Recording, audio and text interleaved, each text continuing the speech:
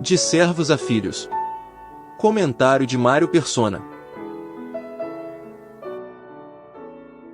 Outro contraste que nós encontramos entre a antiga e a nova dispensação está no conhecimento de Deus como Pai, algo que um judeu não podia desfrutar. Isto foi completamente revelado em Cristo e é um dos maiores privilégios do cristão. No Evangelho de João diz que ninguém jamais viu a Deus, mas o Filho unigênito, que está junto do Pai, o tornou conhecido. João 1,18. Em sua carta, o mesmo João fala de Jesus como sendo o verdadeiro Deus e a vida eterna. 1 João 5,20. No Antigo Testamento, os israelitas celebravam sacrifícios que eram uma recordação anual dos pecados, pois é impossível que o sangue de touros e bodes tire pecados, como diz em Hebreus 10. A eles, aos israelitas, era apenas prometido que Deus iria prover um cordeiro para tirar o pecado, porém, só no futuro. O cristão tem, ao invés de promessas, o fato da redenção já consumada. É como se Israel tivesse apenas uma nota promissória, porém a igreja desfrutasse do resgate do valor prometido. Outra diferença é que na antiga dispensação o israelita podia contar apenas com a influência do Espírito Santo ou sua atuação eventual em si mesmo. Agora, o Espírito habita permanentemente no cristão. Aos seus discípulos, ainda no período dos evangelhos em que vigorava o judaísmo, Jesus disse que o Espírito Santo estava com eles, mas que em breve viria habitar neles. A passagem está em João 14,16 e diz textualmente: Eu pedirei ao Pai e ele lhes dará outro conselheiro ou consolador para estar com vocês para sempre. O Espírito da Verdade. O mundo não pode recebê-lo porque não o vê nem o conhece, mas vocês o conhecem, pois ele vive com vocês e estará em vocês. Outro privilégio que Israel não tinha, mas agora a igreja tem, é o de não sermos mais servos de Deus, porém filhos. Essa revelação gradual você encontra nos evangelhos. Ali diz: já não os chamo servos, Jesus diz aos seus discípulos, porque o servo não sabe o que o seu senhor faz. Em vez disso, eu os tenho chamado amigos, porque tudo o que ouvi de meu Pai, eu lhes tornei conhecido. João 15,15. Isto Jesus disse antes de morrer. Mas após a ressurreição, ele revela a Maria Madalena um novo relacionamento do qual nós podemos desfrutar hoje. Vá, porém, a meus irmãos, diz ele, e diga-lhes: estou voltando para meu Pai e Pai de vocês, para meu Deus e Deus de vocês. João 20,17. Por tudo isso, e muito mais que você encontra nas Escrituras, como alguém poderia querer voltar às velhas práticas da lei ou dos rituais judaicos agora que estamos do lado de cada cruz?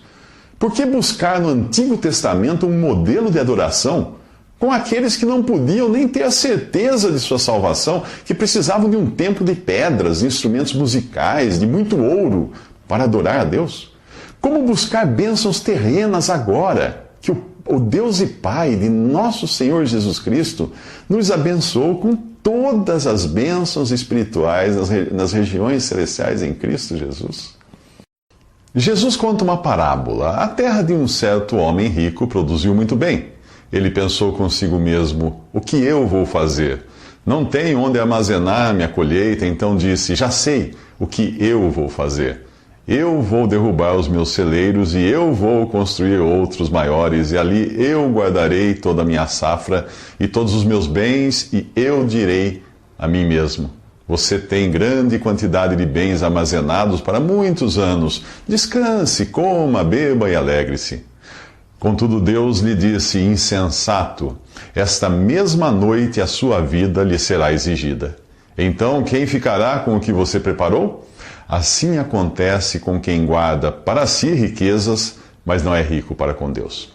O pronome pessoal eu, subentendido como sujeito oculto nesta parábola, revela duas coisas: a pretensão daquele que pensa estar no controle de sua vida e a solidão em que vive o avarento, que é egoísta e só pensa em si.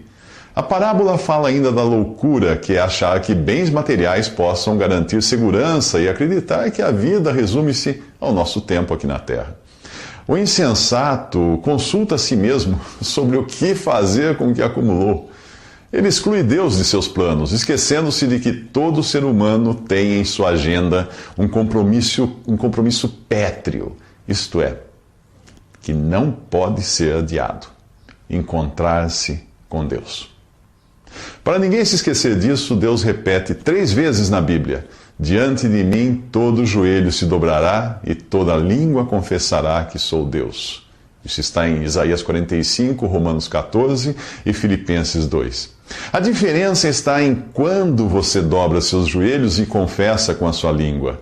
A palavra de Deus promete que se você confessar com a sua boca que Jesus é Senhor e crer em seu coração que Deus o ressuscitou dentre os mortos, será salvo. Romanos 10, 9. Mas isso só vale enquanto você está vivo. Caso contrário, será obrigado a dobrar seus joelhos e confessar que Deus é justo quando for levado à presença dele para receber a sentença, a condenação eterna. Ou você atende ao amoroso convite de Deus, que deseja fazer de você um filho, ou será levado à presença dele como réu e condenado à detenção eterna no lago de fogo. A única coisa em comum entre salvos e perdidos é que a condição em que saem desta vida é a mesma em que permanecerão para sempre, caindo a árvore para o sul ou para o norte, no lugar em que a árvore cair, ali ficará, diz o livro de Eclesiastes, capítulo 11, versículo 3. O homem da parábola tem uma agenda igual à da maioria das pessoas. Tudo o que planeja e armazena é para ter descanso, comida, bebida e lazer. Será esta também a sua agenda? Quantos anos você tem? Quantos anos lhe restam?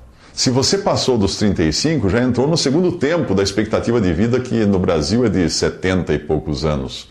No segundo tempo, você joga cansado e atento ao apito do juiz. Mas talvez você seja jovem e nem se preocupe com isso. Mesmo assim, em 100 anos, você e todas as pessoas que você conhece estarão mortas. Já viu no Facebook o perfil de alguém de sua idade que morreu? É uma sensação estranha, né? Parece tão vivo, tantas fotos, tantas festas, mas está morto. Como a árvore que caiu.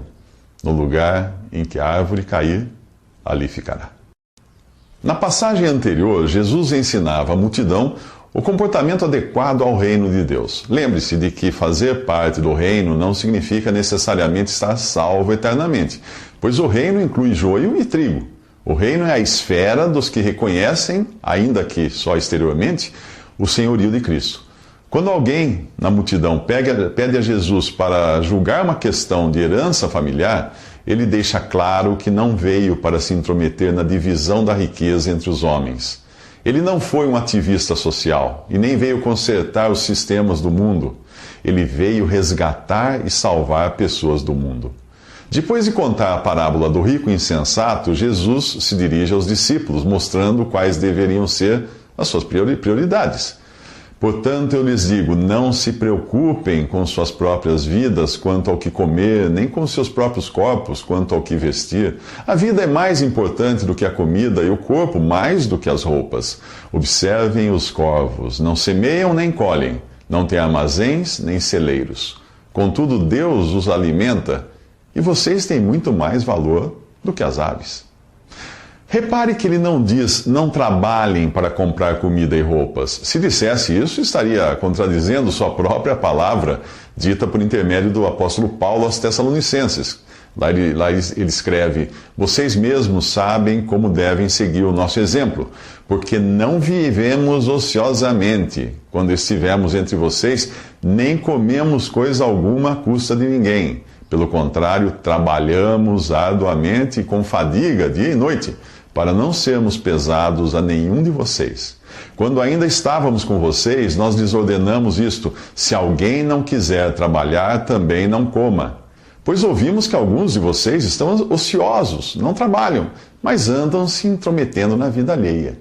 A tais pessoas ordenamos e exortamos no Senhor Jesus Cristo que trabalhem tranquilamente e comam o seu próprio pão. Isso está em 2 Tessalonicenses 3. Mas e se alguém receber um chamado do Senhor para evangelizar, pastorear ou ensinar a palavra de Deus? Então o Senhor irá sustentá-lo, sem que precise pedir nada a ninguém. Se o sustento não vier, é porque o Senhor quer que ele trabalhe, em regime integral ou parcial, como fazia Paulo, que fabricava tendas. As duas formas são corretas. Porém, existe uma terceira classe de pessoas. A dos que não esperam no Senhor, mas pedem dinheiro aos homens com a desculpa de que é para a obra de Deus. Que diferença da vida de Paulo, que dizia: não cobicei a prata nem o ouro, nem as roupas de ninguém. Vocês mesmos sabem que estas minhas mãos supriram minhas necessidades e as de meus companheiros. Em tudo o que fiz, mostrei-lhes que, mediante trabalho árduo, devemos ajudar os fracos, lembrando as palavras do próprio Senhor Jesus, que disse: há maior felicidade em dar do que em receber. Isso está em Atos 20. Nos próximos 3 minutos, descubra a cura para a ansiedade. Jesus continua ensinando os seus discípulos a dependerem de Deus em tudo. Ele diz: quem de vocês, por mais que se preocupe, pode acrescentar 1 hora que seja a sua vida? Visto que vocês não podem sequer fazer uma coisa tão pequena, por que se preocupar com o restante? Então, será que eu devo deixar as coisas caírem do céu? Não devo mover uma palha para elas acontecerem? Existem muitas palhas que nós podemos mover, mas nenhum movimento adiantará se não for feito sob a direção de Deus. Por quê? Ora, se eu e você não somos capazes de acrescentar 1 hora à nossa vida, por que achar que nós estamos no controle dela? Alguma vez você perdeu um dia de escola ou de trabalho por doença, acidente ou morte na família? Você estava no controle dessas coisas? Absolutamente não. Você não foi capaz de fazer coisa alguma para impedir ou alterar essa situação.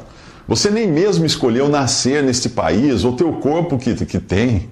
Você não escolheu quem seriam seus pais ou se nasceria saudável ou não. Se você não tem controle sobre essas coisas, por que pensaria estar no controle das outras? Observem como crescem os lírios, diz Jesus. Eles não trabalham nem tecem. Contudo, eu lhes digo que nem Salomão, em todo o seu esplendor, vestiu-se como um deles. Se Deus veste assim a erva do campo, que hoje existe e amanhã é lançada no fogo, quanto mais vestirá vocês, homens de pequena fé. Este é o segredo, fé. E na Bíblia há muitos exemplos de homens e mulheres de fé, como Noé e sua esposa, figuras do crente vivendo em um mundo destinado ao juízo.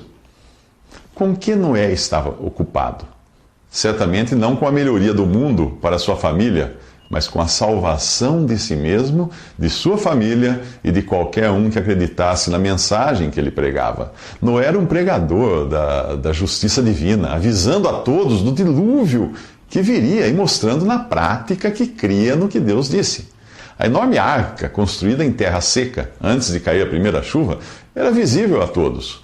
Naquele tempo, os seres humanos viviam mais, e Noé devia ter uns 480 anos, quando foi avisado por Deus do juízo que viria e recebeu instruções de como se salvar por meio da arca, que é uma figura de Cristo. Lendo a história toda do capítulo 5 ao 9 de Gênesis e fazendo algumas contas com as idades, você irá descobrir que Noé não tinha filhos ainda quando foi avisado da destruição do mundo. Você já escutou algum casal dizer que não quer filhos porque o mundo está ruim? Pois é, Noé não vivia em um mundo ruim. Noé vivia em um mundo com data de vencimento. E mesmo assim, decidiu ter filhos. Pois era um homem de fé. É disso que eu estou falando, da fé que confia e espera em Deus e não se aflige com as circunstâncias. Nos próximos 3 minutos, conheça a diferença entre o crente e o incrédulo.